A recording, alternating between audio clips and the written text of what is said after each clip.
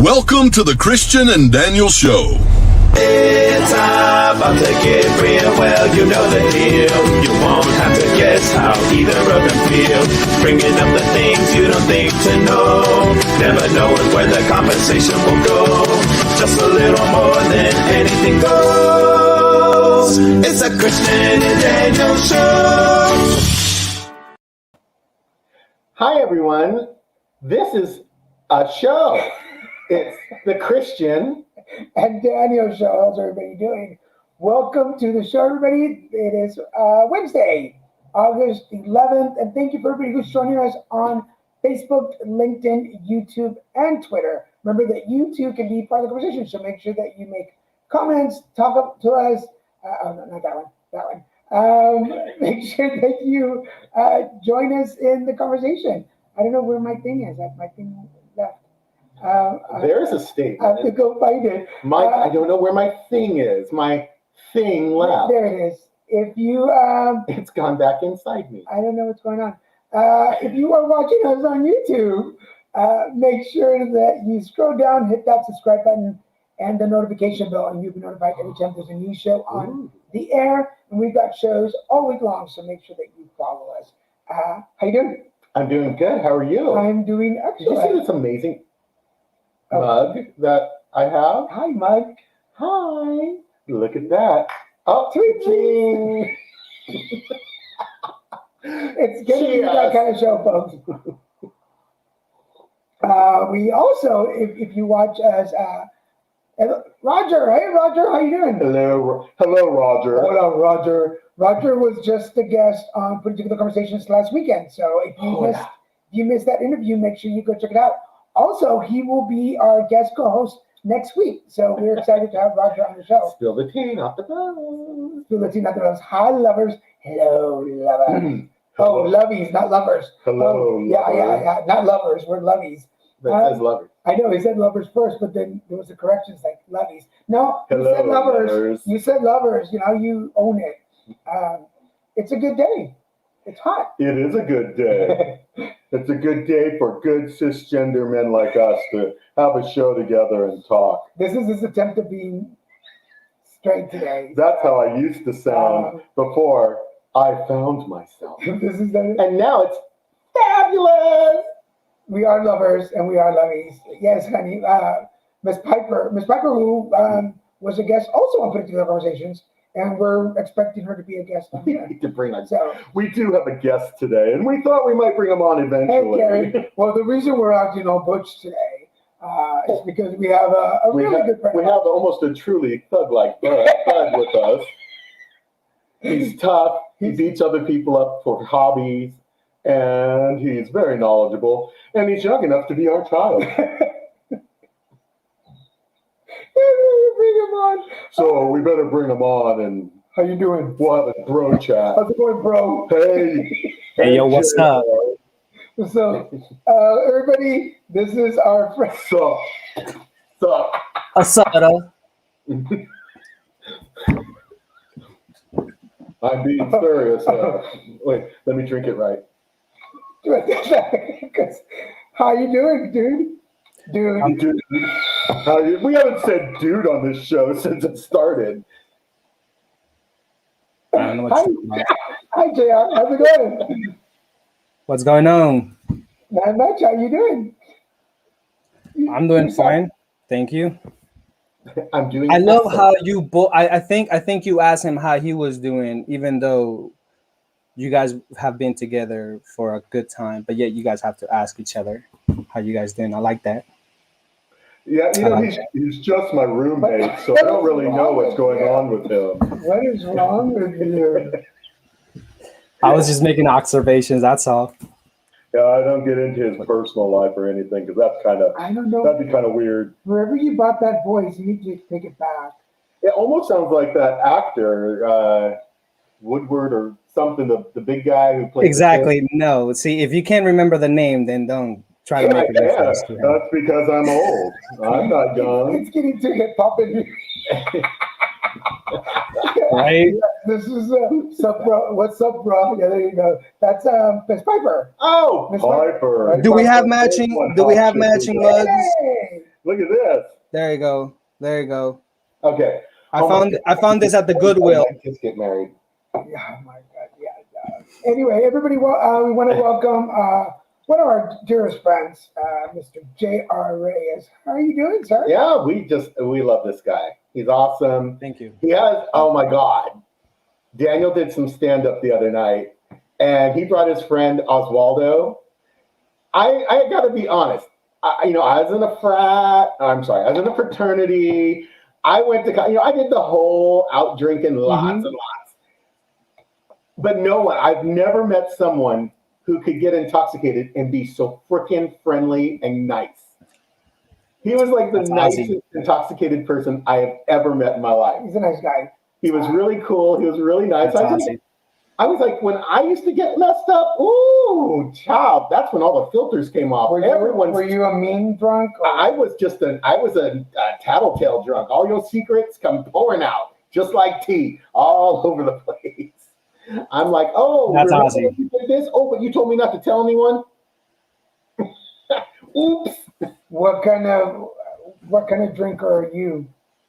He's mellow.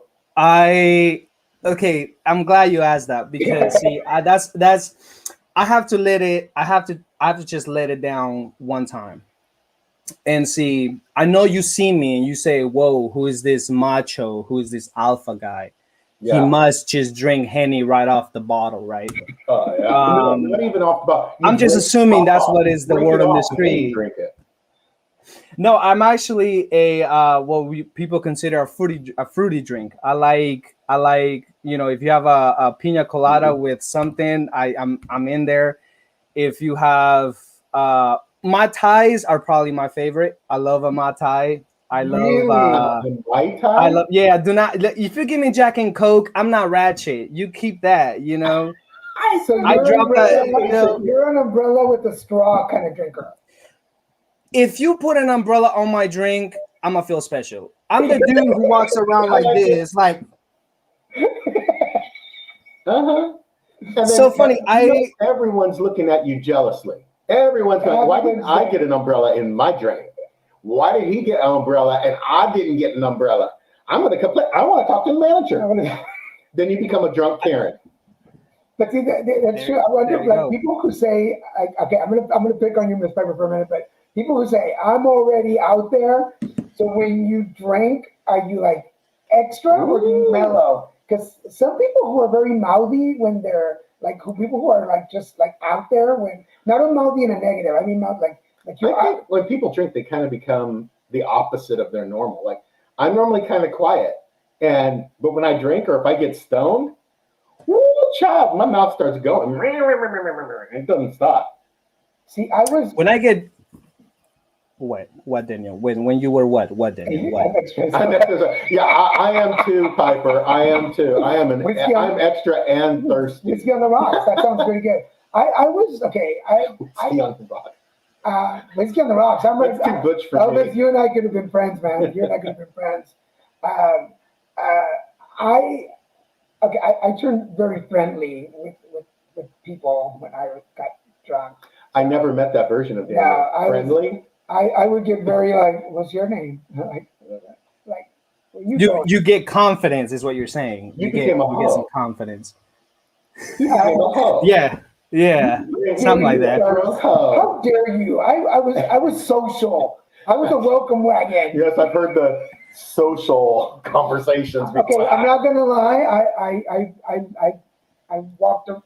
Okay, you're not gonna lie. You done seen how clean bathrooms are in some of these bars, and even the dirty ones. And I know you didn't care. Ooh, there's a dumpster. Let's go. Why go to my place? There's a bathroom here at the bar. Like it's just. Oh dear Lord. Anyway, so tell us your story. Daniel and the flirty drinker. Oh yeah. There you go. Daniel's the flirty drinker. That's such a nice way to put it. When I'm drunk, I will say, depending on the level, I've only been drunk twice, by the way, like really drunk twice. Ooh. My roommate has footage of one of them, for sure. Ooh. Yeah, I'm looking like The Exorcist. I'm just like bang, bang, But when I'm drunk, what I've noticed I do is one, I probably start roasting you, start making jokes. You know, I'm that guy. And then two, what I've noticed is I let everybody know I'm okay when everybody knows I'm not. See, for St. Patrick's Day, I have a little story. You go around and tell everyone you're okay. I go around if I'm okay. St. Patrick's Day that just passed. I was with my roommate and my friend Ozzy, and we went out drinking. Obviously, because that's what you do in St. Patrick's Day. That's how you celebrate it. And Honoring this Irish culture. and we go out, and as we're going out, you know, we're drinking. I haven't eaten since like 12. This is like 8, 9 p.m. at night. We're just drinking, and I drink a little too much. Pre-partying? No, we didn't pre-party. We just got there and we just started drinking. But I hadn't eaten anything. I had not. Last time I ate something was at 12, and this took place at like 8 or 9 p.m. When I got drunk and I realized I was drunk, I drove that day. I drove, and I was telling Ozzy, I said, "Hey Ozzy, I'm just gonna let you know I'm drunk. I got the keys on the hip, you know, on the belt loop of my jeans, but I'm not driving, but I'm drunk." Meanwhile, my roommate was out here encouraging me and saying, "You can still drive." And I said, "No, I cannot drive. I'm letting you know, right?" See, this is the thing. When a person acknowledges when they're drunk, there's always that one person that just has to say, "Nah, you're not." You know, you're not. No, you know, it's your body, and I'm sure you know you're drunk, but you're not drunk. From where I'm standing, me drunk, you seem perfectly fine. No, and that's I should have gotten drunk today. When I think about that, when I think about my younger years, my drinking years, I remember there's always someone who's like, "You ain't that bad, you ain't that drunk, or you ain't that stoned or high or whatever you want, or all of the above." There's always someone who's encouraging you to basically go kill yourself. Uber, yeah. Well, back in our day, Uber didn't exist. Yeah. I remember, because for everybody, I think everybody knows that I've been sober for over 14 years, but I still remember. I mean, I still remember. It's not even 14 years. I remember but I remember my last drunk night. I remember, like the whole night is so in my head. But like before I walked out of the bar, going to rehab the next day, I told everybody at the bar, "I'll be back in 3 months. We'll party." And I never did. I never did. He abandoned them. He did not keep his promise. How dare you, Missy? How dare you call me out? So you have your friend who's telling you you're not that drunk, but you know you're drunk. Right. What happened then? Oh, after that, we got an Uber and we went to a nice little shelter for drunk people. It's called Denny's. And they have shelters for drunk people. I'm sure you heard of it. Nice little shelter for drunk people. It's called Denny's. And I don't know why. See, I'm still figuring out, you know, Ozzy, going back to Ozzy's, you know, drunk, that's his second personality. That's his life too. That's a piece of his life. That's who he is. Me, when I'm drunk, I figure things out as I go. Because there's a moment when you're drunk where you think you're fine. And then you figure it out, you put your head down and you feel much better. So I get to Denny's and I want to get food, but every time I, you know, bring out my head, you're just like, oh. So I just put my head down. So to wrap up the night, I mean, we just went to Denny's. Everybody got food except me. Nobody thought about taking any food for me to go. And we got in the Uber and I threw up before I got in the Uber to go home. Oh, the guy was like scared. And then I got home and then got to sleep. And then the next day is the day that I think people don't acknowledge. And it's the one that they should, which is the day where you say to yourself, why do I do this? Why do I get drunk? Like, why? There's nothing fun about it. You have a headache. You start thinking, you can't find your stuff. I couldn't find my wallet. I canceled every card just to find out that Ozzy had my wallet. Again, why do we do this? What is it? And this is a legitimate question. Why is it that we drink to get drunk? It doesn't even, it's just so painful. It's just so, And another question, Daniel, I'm not trying to get credit for you. People are going to criticize me this, but I don't understand why people have to say, I've been so and so many years sober. Huh. That never made sense to me either. Like, you know, if I haven't eaten hot Cheetos in 10 years, you don't see me talking about, hey, you know, I haven't eaten hot Cheetos in 5 years. I'm five years hot Cheetos That sober. is hilarious. He's even touching on my program. How dare I you? love it. How dare I'm you? just saying, I'm asking. I felt comfortable enough to ask you, Daniel. No, I did you totally- expect me to be like, You know That's what? weird. I don't tell people I'm abstinent. I don't mention it. To me, it's To me, it's no big deal. It's just my life. It is. It's like my life, and it's just Yeah, But somebody yeah. says about pride and it's an accomplishment? What did Yeah, one accomplish though? I feel attacked. I feel attacked. Even I guess I'm like, how dare you, sir? How dare you, sir? you? Shout out to my friend Lucy because she loves hot Cheetos. That's why she's talking yeah. about it, because she loves hot Cheetos. Yeah. And I even seen some good recipes for hot Hot Cheetos. Cheetos, there's some good fried chicken with hot Ooh, Cheetos. Yeah. Fucking Anyway, we ate sober from food, but I don't know. It's just always I am proud of being sober this long. But for me, I mean, there's no reflection on anybody else. I was just a mess. My drinks usually came with a side of cocaine, so it was always that. Like you had to be like. You're just gonna throw that in there, like we're just not going to acknowledge the fact that you just said cocaine, right? Like you just was that necessary? Is my point. When you've done enough of it, it doesn't mean Thank nothing. you. I love you too, my friend. There's no shock value. That was for me. When you've done a certain amount of anything.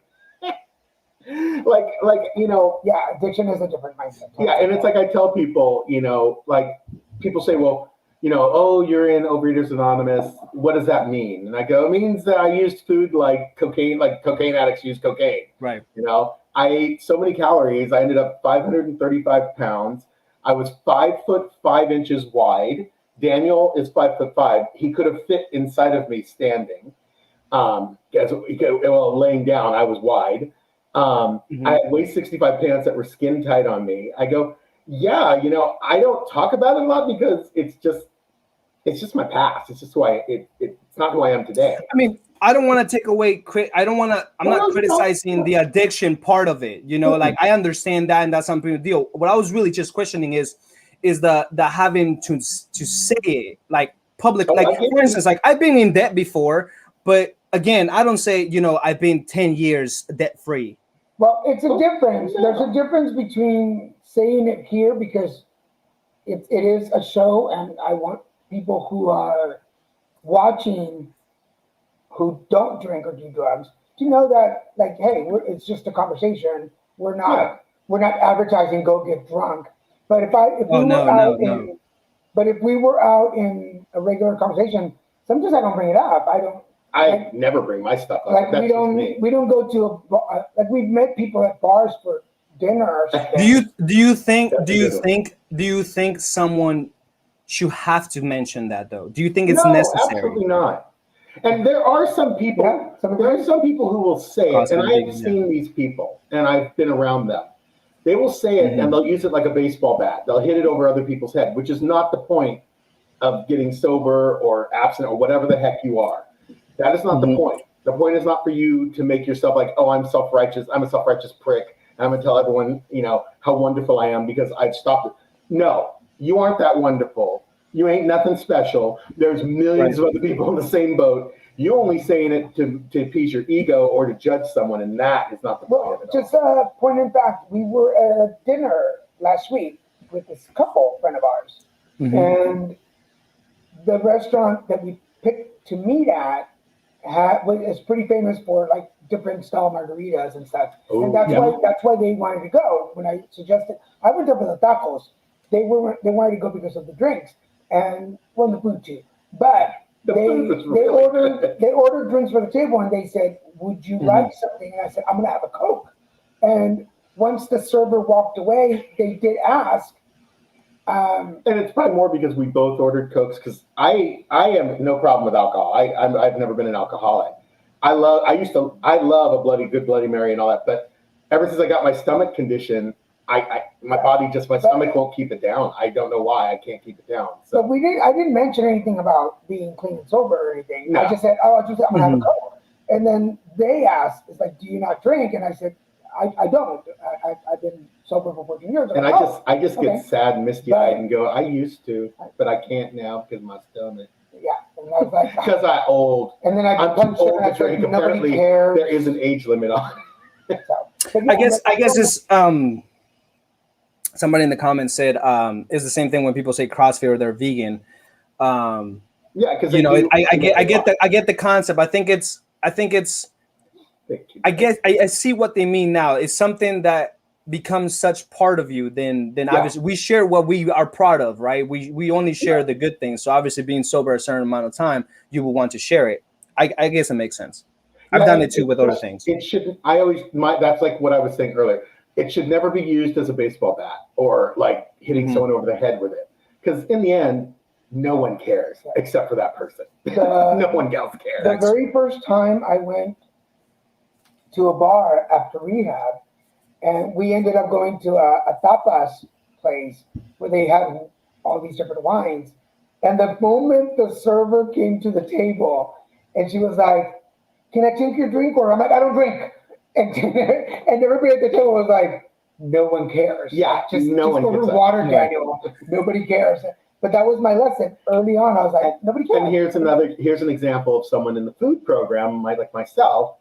I went to my friend Dave and Nicole's house. God bless them. They're like my bestest friends. Dave is like literally my brother. He is my brother from another mother. I love the man. I will always be there as best I can for him, except for in COVID. And I went to their house. They used to, whenever I go up north to Northern California, they always have me over for dinner. And very early on, when I really had some good abstinence or sobriety from my overeating, there were a bunch of foods I couldn't have. I went to their house, came in their house. They welcomed me, talking with the kids. They're cooking up this amazing meal. They always do like restaurant quality stuff. It's insane. I'm sitting there. I walk in the kitchen where they're cooking, and I'm like, ooh, I can't eat that anymore. Ooh, I can't have that. Ooh, that bread basket, I can't even touch none of that. Ooh, I can't have. My friend Dave and Nicole, his wife, they both walk up to me, and they go, Christian, we don't care. We don't want to hear what you can't eat. We don't want to hear what you can and can't do. It's not our business, and we don't care. We love you, but we don't care. And they go, whatever you can eat, you just don't eat. And I was so offended. I was like, As I would too. do you know who you think you're talking to? But then I got off my self-righteous thing because I realized I was beating them over the head with my addiction and my sobriety from overeating. And I was also telling them, all the food you're making, half the food you're making, I can't eat. So thanks. And they're like, you know what? Sit and spin. Yeah. You know what? And don't waste any time. Don't hit the brakes. Just go off the cliff. Be on your merry way. Right. They were over it, and I loved them so much. And in hindsight, I realized how much they loved me that they said something. Because they could have said nothing and just let me be a kook for the rest of the night. Yeah, and that's what happens. Most people just stop inviting you because you bring that up every time. Like, yeah, I say this with love, exactly. Yeah, I say this with love. That's what they did. But they didn't like, shut up. Yeah. Eat what you want. Let me remind everybody, you're watching the Christian and Daniel show. Today's guest is our friend, J.R. Reyes, and he is joining us. J.R. Reyes. And right now we're talking about the two faces of drunk people. So how are you? But well, J.R. What's up? What is your country of origin? Because I always thought why? Because he's something. Are people not watching? We just talked about this before the show. That we were not going to talk about this in the show. No, we didn't. Yes, we did. Anyway, it was totally different. I just mean like I'm Mexican, black, and white. Is that a crime? And one of them might be. I just learned this. JR, listen to this. What's up?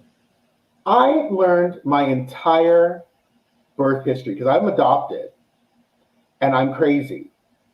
And I always wondered where my crazy came from. And I realized I found out my real history. I found out my last name, my original last name. I found out the situation I was born under. I found out everything. It was insane. I wanted to share this on here one time. Um, my mother was 16 when she had me. She was a little kid, and she wasn't even out of high school yet. Okay. Yeah. And I'm wondering where you're going with all this. And unfortunately, I was not a product of a positive intimate interaction. Let's put it that way. Now, I was a product of rape. My mother was raped, and I learned that. And you just dropped it so wild on me right now. I'm like, I know this is. And I'm not getting. It's not dark because I'm grateful I learned what I've learned, because I have the deepest respect for the fact that I was brought into this world. So I'm very grateful for that. I know Daniel's like, what? Because I have no clue where you're going. And so, but no, it's just like, it was so important to me to know this. Like, it was tough. It wasn't easy to hear. And I have a first cousin who's been sharing this with me. He kind of found out through my aunt, who's the youngest sister of my mom, what's been going on. And my aunt's been the go-to between us, because my mom's not quite there yet, because on top of everything else, my mom was told I was stillborn, that I don't exist. Wow. So for 51 years, this poor woman thought I didn't exist, that she'd given birth to a baby that wasn't alive. And I just thought, that's like incredible. Like, I am one of the most grateful people. And I saw a picture of my mom. I saw a picture of my father, my birth father.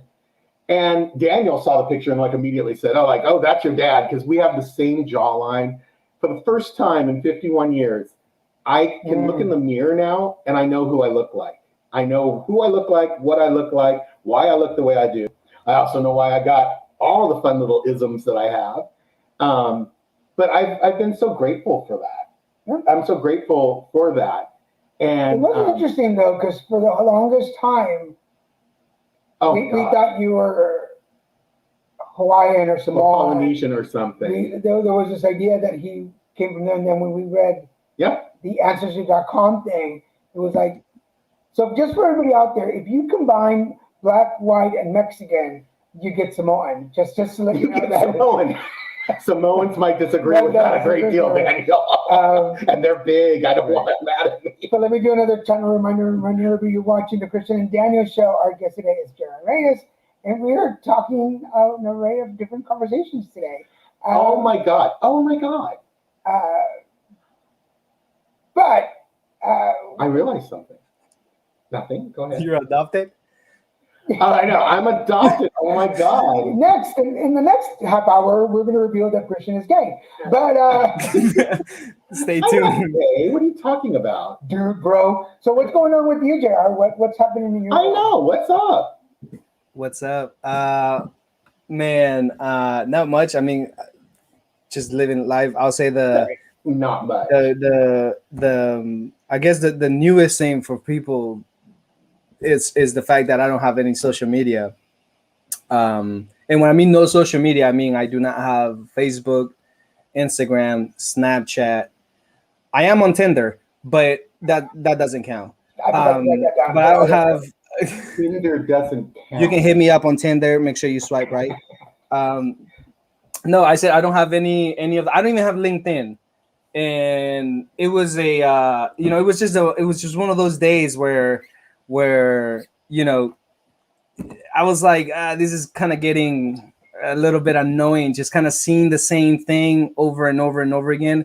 And what I found out was, like through people that they've reached out, because now they have to reach out through text or through the phone, is they think you're going through like some really bad stage in your life when you're not on social media.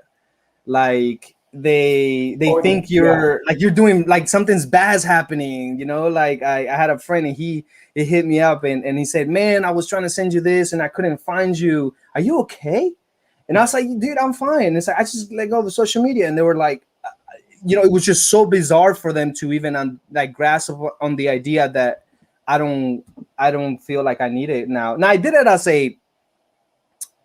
I did it as a just kind of like experiment to see what happens, because I always found out that people said, you know, when you don't have social media, there's certain things you worry about, you don't, and Oh yeah. and then I just months went on, and then I just realized that some of the things that you see right away is I'm not on my phone as much.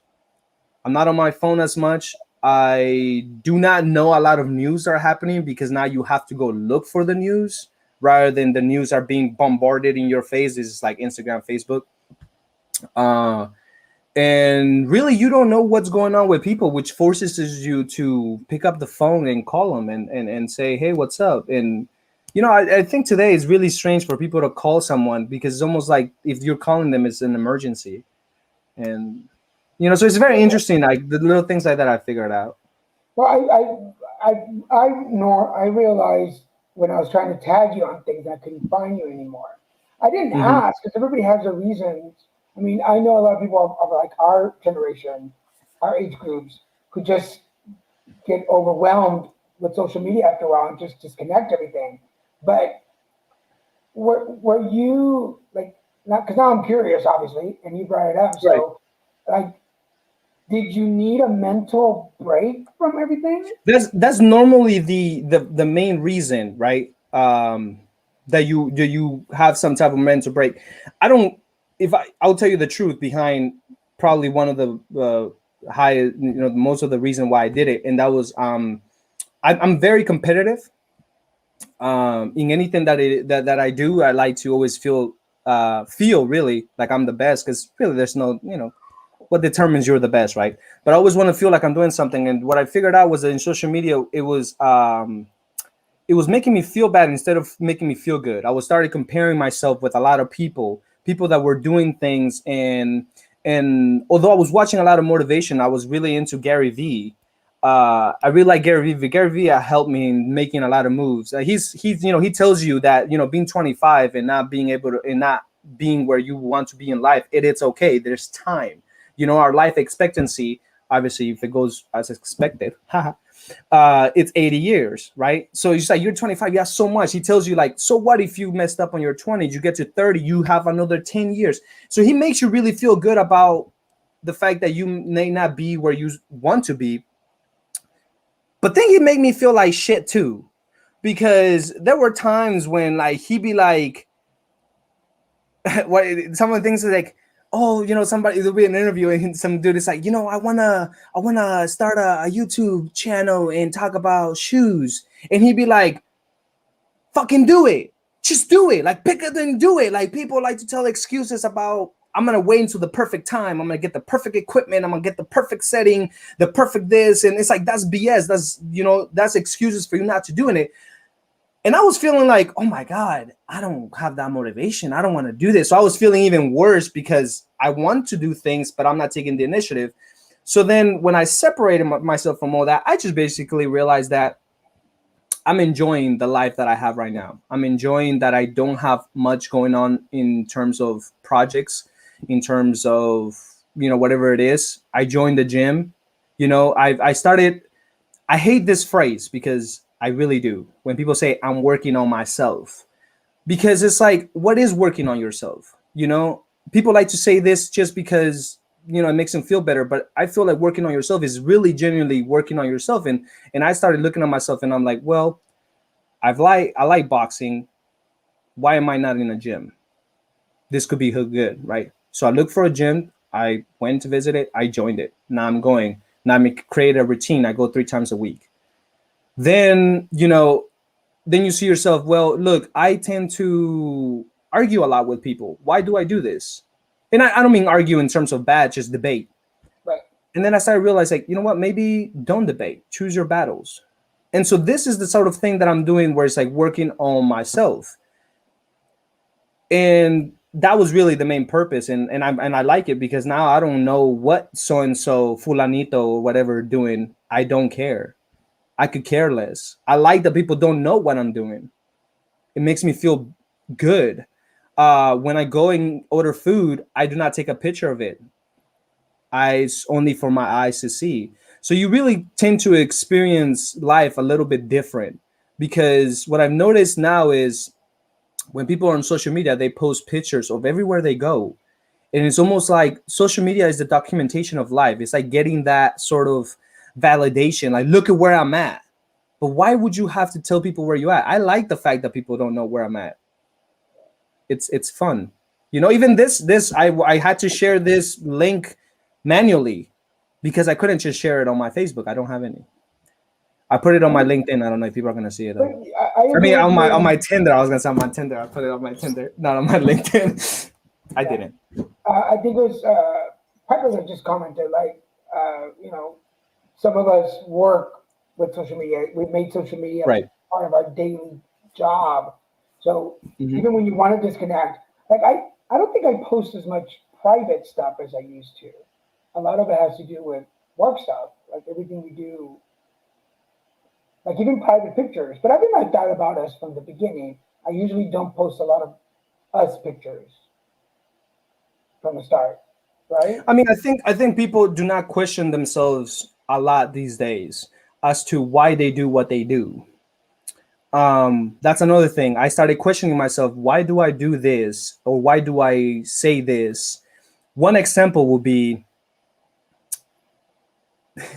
I don't want to say it, but I'm going to say it because I already started it. It's like when I say bitch, the word bitch, you know, I love saying bitch. It's in every rap song, and I'm singing and y'all say, bitch. But then I started questioning myself, and I'm like, why do I say bitch? And I really couldn't tell myself a reason for it. So now I avoid it. Unless it's in the song, I'm gonna sing it because the song is like that.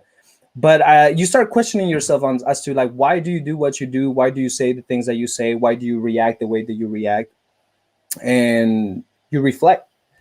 And I feel like those are the moment, the touches of dopamine that you get, that social media gives you when you get a like. See, when you get a like on a picture, it makes you feel good. But when you don't have social media, how do you make yourself feel good? Well, you catch yourself when you're about to say the word, or you're about to do something that you should have, you know, and then you catch yourself, you like feel so proud, like, oh, I didn't say it this I'm time. not looking at you. You know? Oh, she mean the word cunt? Is that what she meant? Why do we have to go there? But you, Well, it's fucked up. She put the C word. She put the word in my head. well, that doesn't mean you have to say She it. should have said it. I think if she would have said it, I would have not been able. I wouldn't have to say it. But now it's in my head, and I have to say it. But you for Like a a long Christian. time were not posting social media stuff, Mhm. right? Mhm. You started posting more after Christian and Daniel show started, Mhm. mostly for Christian and Daniel, Yeah. not because you personally wanted to. Yeah. Well, don't forget. Don't confuse the two things. Like, for instance, like some people do not like to be in front of the computer, right? And so, but if it's part of work, then you do it. But then what are you doing where you don't have to be in front of the computer? That's the question. So you're using social media because it's your work. This is what you do.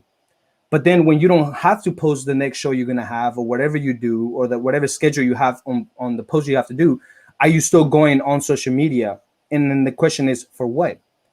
So I use the example of the computer because if you're working and then you don't have to work no more, do you have to be in the computer? No. So then what are you doing? Are you going out for a walk? Are you going out for a hike? Are you painting? Are you doing all of this? These are the sort of things you got to ask yourself. Just have people ask themselves when they have their phone next to them. You know, people check their phone without even, it's like muscle memory to them. They're just there and their phone is there. They open it and they start checking Instagram, even though they just checked it like 30 seconds ago and nothing has changed. But it becomes a muscle memory. I don't longer have that. Now my phone stays in my pocket and I don't have to check it. I mean, it's pretty cool. I mean, I mean, I don't know. hey, It works. I finally realized that I work in social media. Most of my work is online. I work from East Coast to West Coast, and Mhm. there was a moment where I stopped apologizing for having my phone and checking stuff. It's like it's my phone. I use it because I used to feel guilty for working. I was like, why do I feel guilty for working? I enjoy it. It's part of my work. I don't have a post. What is it? If I don't have to post, I don't, but I will scroll to inspire. Yeah. I use it a lot to find people for interviews. Again, but that's work related. Yeah. You know, for me, it wasn't work related. It was just me having to find out what fulanito is up to. And you don't even say that to yourself. It's like all subconsciously, you know, it's all subconsciously you start checking and you start seeing all these cute photos, and then people are like happy and all of this. And then, it's just, I don't think social media is genuine.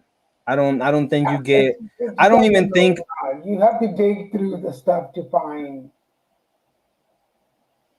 honest content, and we try to keep it as honest as we can. Before we continue, we do have our TikTok video of the week for those of you who have been following us for the last week. Let me bring this up for you guys. I have this is the guy. I just have to have it. Revolve, Random Boutique, Pi-Fi. Zara, I just have to have it. Belk, Amazon, Pi-Fi. Oh my god. I just had to have it. Decorative beads, a wig from Amazon. This is a sheet from my bed, a barefoot, and a chip clip to hold it all together. Delta Nu snaps. I love sorority girls. I love sorority girls. They're the fakest girls you will ever meet to each other, which is the best part, you know? I've been around women, and when they feel comfortable to talk about girls, and I'm gonna tell you this right now, dudes don't even talk about other dudes the way women talk about other women. That's something they don't mention. Like, dude, if I don't like some dude, let's say if I'm with Ozzy and then he brings up dude, I'll be like, man, I don't like that guy. He a bitch. That's where it ends. You know what I'm saying? It's like, what? Well, what is it? What? Man, he told me we made a bet. He didn't pay me, man. And then screw that guy. I don't like him. That's it. If you tell a girl and you mention another girl, they give you a whole context. Don't get me wrong. I love it. There's nothing more than I love than seeing couples fight and women fight, but just verbally, because they say shit that's amazing to me. I'm like, what she said? And they fight about the dumbest shit, which is, it's so funny to me. Like they don't make sense with them. I'm gonna tell you something right now. I can't say the name, but there was this particular girl, and there was 3 other girls, and they had a fight. Now, the 3 girls were wrong, and they were mad. Well, actually, no, they did something wrong, so that one girl was mad. She was just like, whatever. You know what this other 3 girls said to that girl? They were like, can you please stop? We're not mad anymore. And I was like, wait, hold on. You insulted this girl and you telling her to get over it because you're not mad no more? So they said something rude when they were mad, but since they're not mad no more, get over it, girl. That's how women work. It is crazy, bizarre, amazing. I love it. Dudes, let's be real here. Dudes is like, Daniel, you said some fucked up shit the other day about me, man. And I'm just gonna be real with you. I didn't like it. You said it, and I'm this is what it is. And then you say, you know what, man, I know it slipped up, whatever. Or you know what, I do think that sometimes, man, but whatever. You talk about it, it's done. Yeah. Oh no, women. Ooh. Women, if women have pictures of all the girls together and they fight with one, they get a Sharpie and they color their face. Tell me if I'm wrong. Tell me if I'm wrong. That girl who keeps commenting, tell me if I'm wrong, because she done it too. She got that energy. I can tell you this right now. And I say this with love. Piper is not your typical girl. And I say that in the most respectful, lovable way. She's so cool. But we've reached that time. Are you ready? I say female, I'm wrong. I'm right. Sure. All right. Ready for our picks of the week. Let's start with Christian.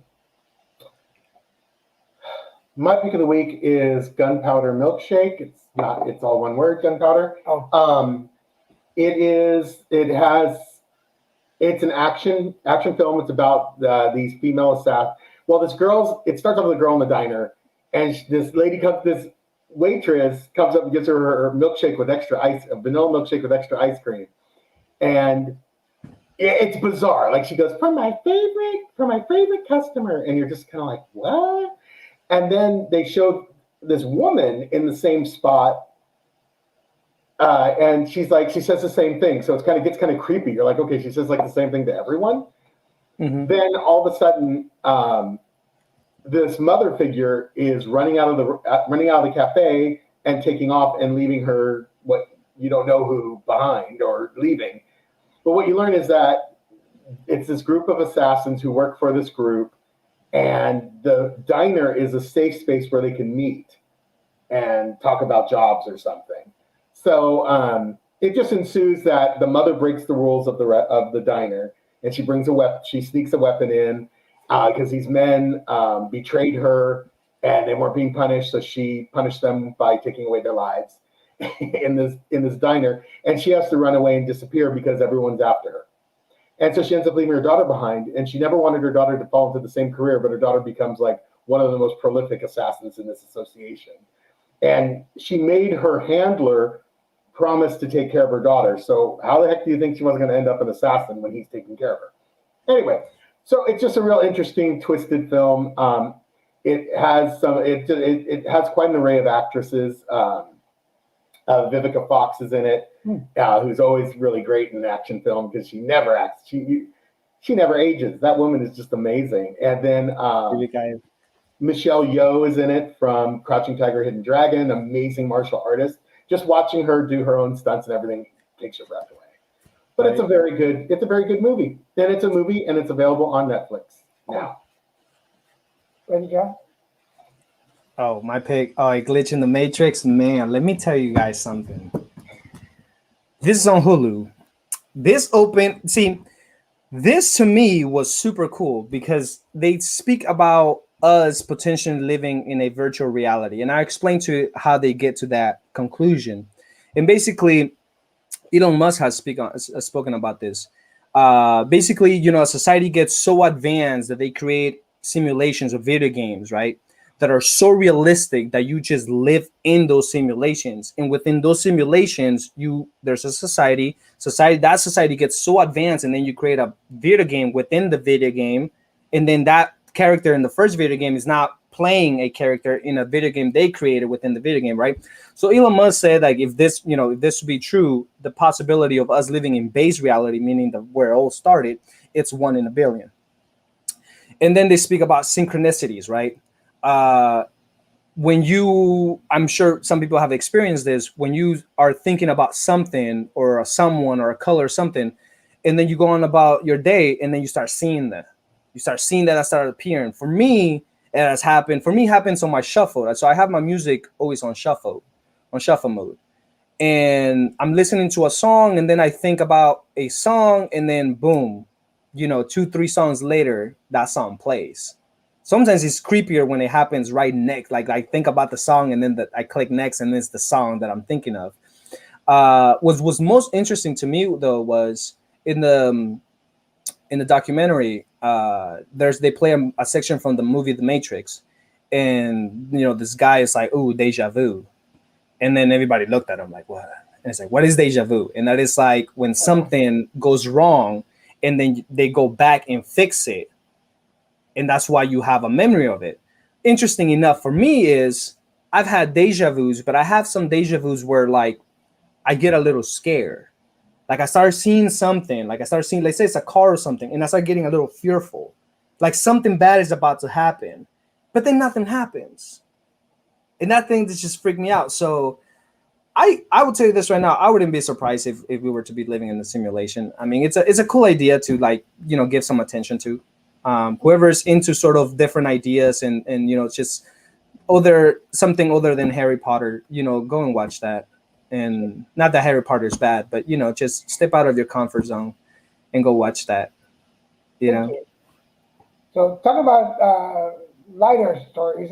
My pick of the week is Short to Love. It's actually a very typical kind of love story, but it does have a couple of little twists. It's on Netflix, and it's something like to watch on Saturday afternoon. It's part of their series of romance movies to take you away from like the traditional Hallmark types. There's always a little bit of twist, a little bit of music, kind of entertaining. I liked it. It took me away from the daily and let me enjoy the movie for a while. So go check it out on Netflix. It's called Resort to Love. It's really cute. We had some comments while we were over there. That as a female, you are wrong. I'll fight you and then go for drinks. Go for drinks, of course. once the fighting is done, it's done. If I find out you lied, you are cut off. Say less. Bye. I don't play that. That sounds amazing. Oh, I'm guessing. I don't know for which one that is. Yeah. It had to be for Gunpowder Milkshake. I would like to talk to my teacher. I have some choice words about the simulation. Oh, okay. That's about who you gonna say. Yeah, it sounds really interesting. Yeah. I've seen it come up. I just haven't clicked on it, so I'm gonna end up watching it. But we have about 10 minutes to go. What else do you want to touch on before we leave, Jose? I don't know. You put me on the spot. What's going on? I mean, do we take any questions from people in the comments, or what? Do they want to know something? Do they want to? Do they want to know? You are a guest, so if people have questions, share. I love questions. I love questions. If they're not, I love questions if they're not like, you know, like what do you think about like marriage? Like I don't like those kind of questions. It's like who cares? You know what I'm saying? But like if anybody got a good question, I'll answer it. I'll answer anything. Today I will answer anything. I'll put it that way.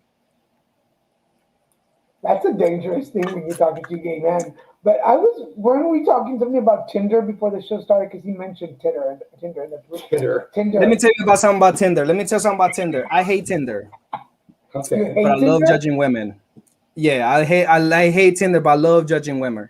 Like, it is the only time where I can look at a woman and be like, well, think about this. Can you imagine for just a second if men spoke to women the way women speak to men? Can you imagine that for a second? Like when I'm on Tinder, I'm over here like,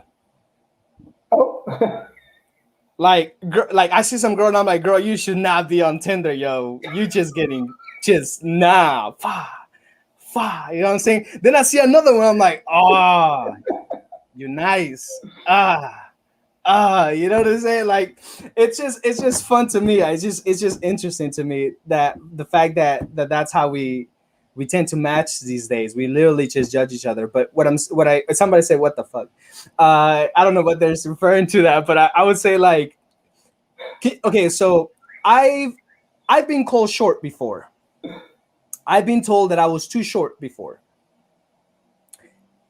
When I went up to someone and I said, hey, you know, what's up, whatever, and everything. And then she was very, you know, she's like, you know, you're kind of short, you know. And I said, and she's like, oh, I'm just being honest. Like, you know, I don't want to lead you on. I don't want to waste your time. I don't want to do none of this, you know.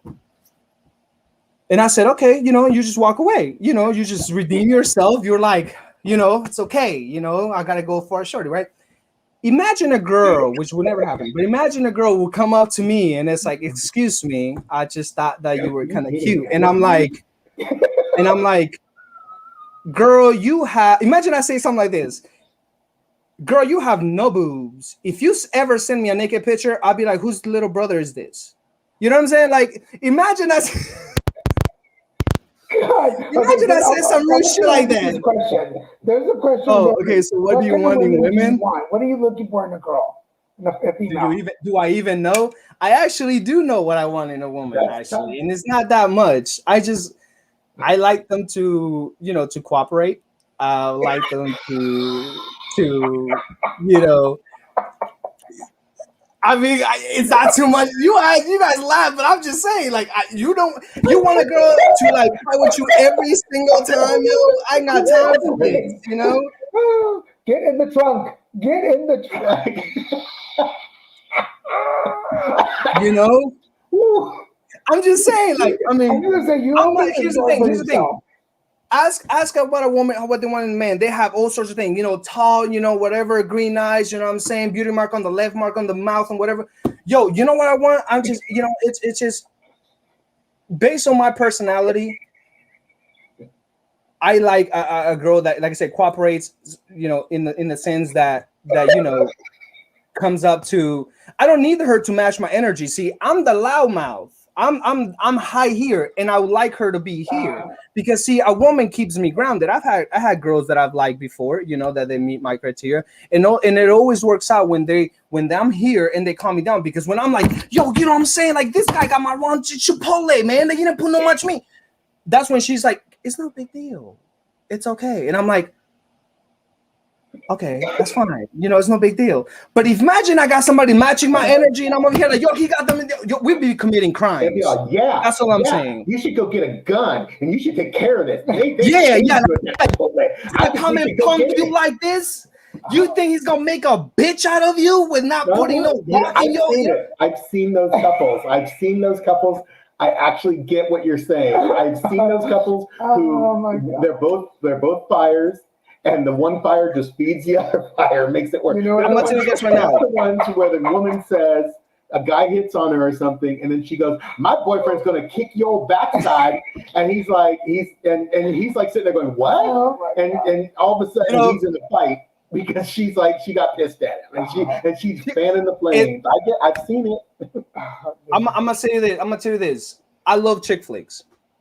I'm that dude. I love chick flicks. And another thing is, I was raised by a single mother. I've been around women all my life. I know the work. I'll tell you this right now. I know it might give out this vibe of machismo, but no, I'm the guy, I will say, I'm the guy that when a woman makes a decision, I sit back and I analyze and I think whether that's a good one or not. Mm-hmm. I have no problem, you know, hey, you wanna do that? Yeah, sure, let's go and do it. If I don't want to, that's, you know, I'm gonna tell you I don't want to. Ain't nothing wrong with this. You know, I think there's this idea that, you know, if men says something that the woman has to follow. And I think it's really just a simple thing of understanding that, you know, you have to go with what's the best, what works out best, right? Like one time I remember I was talking to this girl and I said to her, you know, if and I was giving an example and I was like, you know, if you're tired, if you get a flat tire, you know, a guy come and do this. And then she says, I can do it. Mm-hmm. I said, I'm sure you can. I'm sure you're capable. I'm sure you have the strength. But again, how many tires have you changed in your lifetime? Just wondering. Probably, and she was quite honest on this one. She said, I think she said twice. I've been changing my damn tires for my cars forever. So wouldn't it be a much, you know, intelligent approach to just allow me to do this? But then again, if you do this, it's like you're telling a woman she's just not capable of doing this shit. And it's like, that's where it's like, nah, like you gotta, you know, man, I love being around women energy, feminine energy. If I want to be around a dude who's gonna like, I hang out with my boys. Mm-hmm. If I'm over here like, yo, you know what I'm saying, I can punch this, and she's like, I can punch it harder. You need to sit down, you know, and it's you know, lack of better, you're very traditional in the roles. The way I'm sounding, I know people are like, he never gonna find somebody. My God, he's horrible. Don't get me wrong, girl. Shit, I know how to flirt. I got some bars for you. You know what I'm saying? I'll pull up. Piper would be a good. Oh no! That's putting again. But see, that's what happens. Okay, see, that's what happens. That's what happens. You get one girl who's the exception and applies it as if every girl knows how to change the oil. You know, and it's like every girl knows how to do this, and it's like, well, that's you. And it's like I said, ain't nothing wrong with it. Ain't nothing wrong with it. Like if you change your own words, I mean, it's all cool. I cook too, believe it or not. You know, I got some good seasoning. You don't see me walking around like I don't need you. I cook my own motherfucking food. I make my own lunch. But I think when I got together with Daniel, one of my things was, you are Piper. I don't make my bed, so you need to make the bed. Okay. I needed him to understand what was expected of him. You know, I do not make beds. I do not wash windows. I don't dust. These are things you need to do to compensate and make this relationship work. And you know what? 9 years later, it works. Snap the whip. That's all you got to do. Look, a relationship is understanding that whoever is better at something is going. Wait, what? What happened? I'm just kidding. But no, I get you. I get you. I get you. In a sense, I know where you're headed with that. I know what you mean, and I hear it's. I'm sorry. It is a. I was almost married. I dated women. I was with women. But it was a different time. It was a very different time. Like I think today, y'all got it way harder than I had it. It is tough, and I'm gonna tell you this, and there's I'm a gonna lot say of things this. that have changed. I'm gonna say this, and people ain't gonna like it. Women today don't build; they move in. Women today do not build; they move in. And I'll say that, and anybody can quote. Anybody can just say yes or no. I'm gonna tell you this right now because that's happened all the time. If I got money, I'm a catch. But if I got potential, nah, come and talk to me when you made it, when you got something to show for. This is what I always say. This is always interesting. I'm telling you this right now, and women can agree to this. I always said if a CEO, president of a company, whatever, 100 million, whatever dude, right, walks into McDonald's, see the cashier in McDonald's, not that McDonald's is wrong, but sees the cashier in McDonald's, said, "Hey, I'm sorry, but you're so pretty. What time are you off? I would like to take you out." She said, "Yeah, sure, whatever." Dude at McDonald's working, CEO woman can come in, making a bunch of money. This guy's just cute, gorgeous, whatever. Zac Efron looking dude. She might like him. First of all, she wouldn't even ask him on a date once. And two, if he asked her on the date, she probably wouldn't even go because he worked at McDonald's. Chris Rock said this: a man is only worth based on what he can provide. Back in the day, it wasn't like that. First of all, I'm glad I'm gay and I'm in a relationship because this sounds way too stressful. It's complicated. It's complicated. I'm always like, do not judge a book by its cover. That man working at McDonald's, you don't know. He may own that McDonald's. That could be his franchise.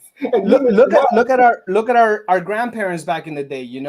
My grandparents told me how he met my grandma, and he didn't have shit. He told me all the time. He said, "When I got married with your grandma, I had like so and so money in my pocket. I couldn't buy this, but I liked her, and I went and I said, look, I like you. I want you to be my woman. I don't know how we're gonna do this, but we're gonna do it together." But see, back then they understood that you had to believe in this man, and if you show that you believe in this man, he will do well by you. It's that simple. I totally agree because I feel that way with Daniel. I've always got his back. I'm always there. I believe fully in what he wants to do and his dreams, and I'm here to do my best to support that success. And he does vice versa with me. Yeah, and like there's no crazy ideas. Whatever we want to go after, I think everybody who's on the thread tonight, everybody who's watching, including you, knows that we are like, what do you want to do? Like, what do you want to do? I'm behind you. Like, it's your dream, it's your goal. I will support you. I'm not going to do it for you. I may not do it with you, but I will stand there and support you, whatever you want to do. I'm not going to tell you can't do it. Yeah, teamwork. That's what I said. And just to answer, I think I saw a comment in there. And this is if people ask me, she asked me kind of one-on-one in a woman. Here's the thing. I don't have much today. I don't have much to offer. Can offer not much and everything. But I'll say this. I always wanted to find a woman now in this stage of my life, because if I ever do get to build something, I would love to have that woman there, because if I ever doubt myself, she could be like, "Oh, really? Really? You gonna give up? So you gonna give up? So when you were living with so-and-so, when you didn't have this, when you didn't have that, and you didn't give up, you're gonna give up now when you have all this. This is what you're gonna do." That's the woman's role in, well, not the only one, right? But that's one of her roles in a man's life. And it's vice versa, it's vice versa. And one thing my dad told me, my dad gave me an advice one time. And he said, when I had a girlfriend, and she said, that girl likes you, right? And you gotta do good by her. And I said, "What do you mean?" And he said, "You don't have a nice car. Shit, you don't have money. You don't even have an education. We were in college. You have nothing to offer. Yet she's with you. That means she likes you for who you are. And you got to keep those." Yeah. Yeah. It's simple, right? Because here's the thing. If you're rich, it's easy to find. When a rich person has options. A rich person has options. And even after they find the one, they still exercise their options. I don't care who here it is. Yo, if I have $1 million and I meet you when I have $1 million and you're my wife and stuff, guess what? Tens are going to be knocking on my door because, again, what I have, and I'm gonna open it every single. Okay. I'm not doing that. No, stop it. Those are my old days. I've been 10 years. I've been 10 years loyal. I've been 10 years loyal. Okay. We're You were going to keep an bragging eye about on JR for you folks and let you know when he finds the girl that Oh, I can't wait to meet I'm her. so ready for that moment. I know we will. I know we will. Prenup, if you got $1 million, yeah, Yeah, prenup's I always agree, good. Crystal. Probably. 10 on the outside, but not. I've not met many girls who are 10 and 10. It's usually 10 and 1. Before we 0. go, we want to remind you we're down to the time. We passed the hour, but we want to remind you folks. Remember to I need to update this. But remember, we are here almost every week. Wednesdays with Christian and Daniel, on Fridays with the Card People, and on Saturdays with Putting Together Conversations. 2, sometimes 3 shows. So make sure you check us out because we've got special shows every week. Plus my TikTok show, Monday through Fridays, whenever available. You can catch me in the morning, or you can watch those on YouTube on replay. If you're watching us on Facebook, Twitter, YouTube, or LinkedIn, make sure you follow us and check the shows. For everybody in the coach game, make sure you check out my book, written by me, illustrated by Jennifer and Vivian Gatch, mother and daughter. You can find it at any one of these 5 establishments. Go check it out. For everybody in the coach game is a book dedicated to kids about guided meditation. Go check it out. Jared, thank you so much for being on the show. Thank you. I hope I didn't angry anybody. Aside from everything said, the girl keep commenting. You know, that's funny. That's fine. I don't. You know, it's cool. Thank you for having me. I think this was fun. And yeah, just do a good deed a day. Try to do a good deed a day. It feels good, and it comes back to you. So thank you, sir. All right, for everybody watching. We will see you. We'll see you. Don't go anywhere. Don't go anywhere, JR. Yeah, we'll be back with you. Don't worry, I'll be here. Watching, thank you so much. We'll see you next week. Bye.